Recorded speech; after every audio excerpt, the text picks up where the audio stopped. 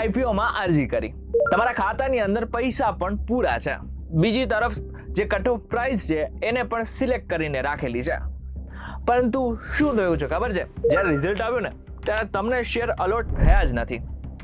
બીજી તરફ તમારા જે મિત્ર છે એમને એ જ આઈપીઓમાં શેર લાગી ગયા છે. તમને એમ થતું હશે કે બંને સેમ પ્રક્રિયા જ કરેલી છે તો એને શેર લાગી ગયા, તમને કેમ નથી લાગ્યા?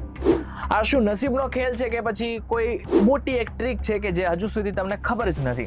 આ બધાની વાત આપણે આજના વિડીયોમાં કરવાના છીએ. ખાસ કરીને જે લોકો પહેલી વખત આઈપીઓમાં અરજી કરવાના છે ને એ લોકો માટે આજનો આ વિડીયો ખૂબ જ ખાસ રહેવાનો છે. એટલા માટે થઈને આજનો આ વિડીયો પૂરો જોઈને જજો.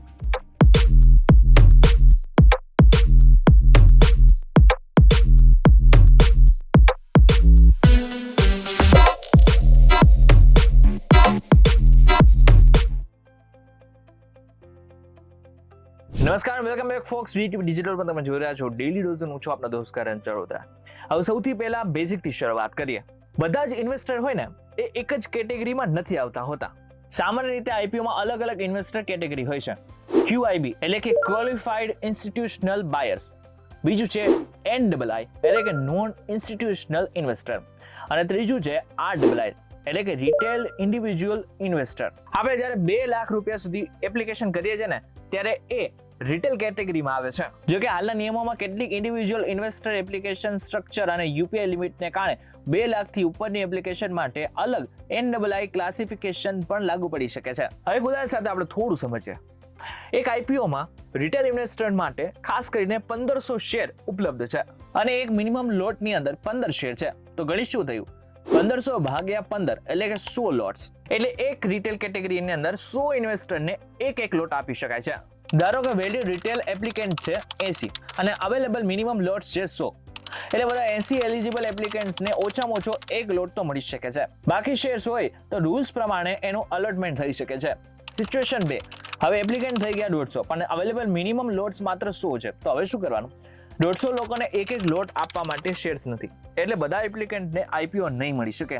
અહીંથી શરૂ થાય છે ડ્રો ઓફ લોટ્સ. એટલે અરજી કરનારા જો વધારે પ્રમાણમાં હોય અને એની સામે જો શેર હોય છે અથવા તો લોટ્સ હોય છે ઓછા હોય તો શું કરી શકાય છે? ડ્રો ઓફ લોટ્સ કરી શકાય છે. આનો સીધો મતલબ એવો થયો કે ડ્રો દ્વારા અથવા તો લોટરી સિસ્ટમ દ્વારા નક્કી થાય છે કે કોને લોટ મળી શકે છે અથવા તો કોને આઈપીઓ લાગી શકે છે. બીજો એક પ્રશ્ન ઘણા બધા લોકોના મનમાં આવી શકે છે કે શું વહેલા આઈપીઓ ભરી નાખીએ તો એનાથી શું એકચ્યુઅલમાં આઈપીઓ મળી શકે છે અથવા તો શેર્સ મળી શકે છે? તો આવું કહેવું લગભગ ખોટું છે.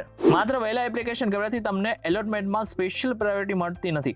તમારી એપ્લિકેશન વેલિડ હોવી મહત્વની છે અને હેવીલી ઓવર સબસ્ક્રાઇબ રિટેલ આઈપીઓમાં મિનિમમ લોટ માટે એલિજિબલ એપ્લિકેન્ટની જે સંખ્યા છે એ અવેલેબલ લોટ્સ કરતાં વધારે થઈ જાય તો સિલેક્શન ડ્રો ઓફ લોટ્સથી થઈ શકે છે. હવે ઘણા બધા લોકોને અલગ અલગ પ્રશ્ન થતા હોય છે. એમાંથી એક પ્રશ્ન બહુ જ કોમન હશે કે મારે શું કરવાનું છે ખબર છે? એક લોટ માટે અરજી નથી કરવાની, મારે 10 લોટ માટે અરજી કરી નાખવાની છે, જેનાથી મારા જે ચાન્સીસ હોય છે એ લગભગ 10 ગણા વધી જશે.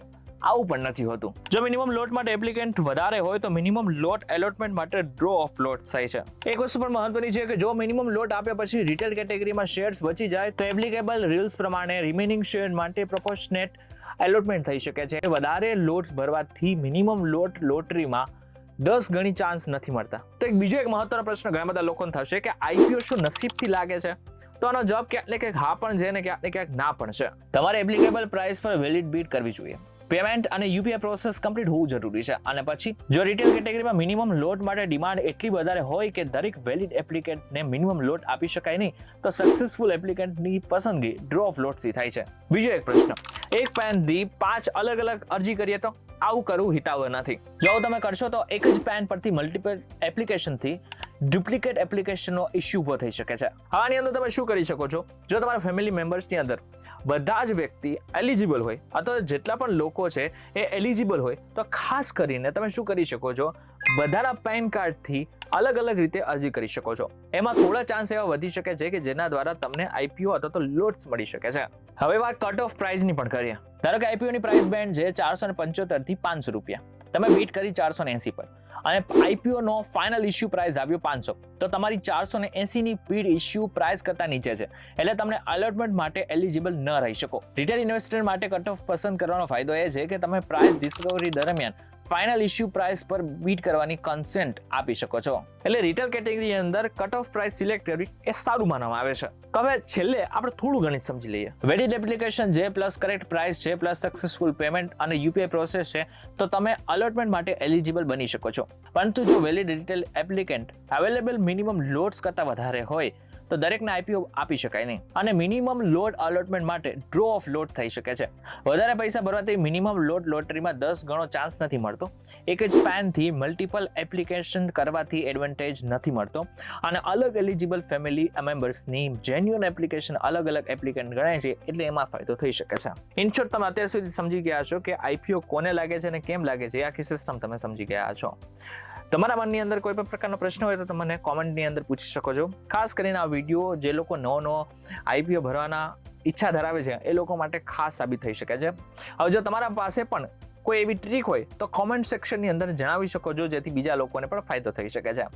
મહત્વની બીજી વાત પણ જોઈએ કે અમે કોઈ એવા જાણકાર નથી, ફાઇનાન્શિયલ એડવાઇઝર નથી. એટલા માટે થઈને આગળના સમયમાં આઈપીઓ ભરવાનો હોય, અરજી કરવાની હોય કે પછી નાનું ઇન્વેસ્ટમેન્ટ કરવાનું હોય તો તમારા ફાઇનાન્શિયલ એડવાઇઝરને એકવાર પૂછી લેજો અને આ બાદ જ કોઈ પણ પ્રકારનું પગલું ભરજો.